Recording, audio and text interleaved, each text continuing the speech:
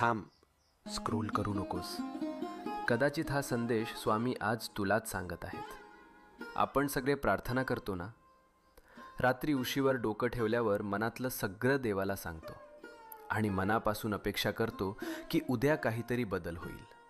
पण जेव्हा काहीच होत नाही तेव्हा मनात प्रश्न येतो, स्वामी ऐकतात का खरंच?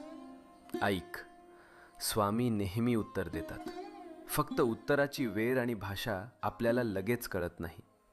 जेव्हा काही आपल्या भल्यासाठी असतं तेव्हा स्वामी हो म्हणतात. जेव्हा ते आपल्याला दुखवणार असतं तेव्हा स्वामी नाही म्हणतात.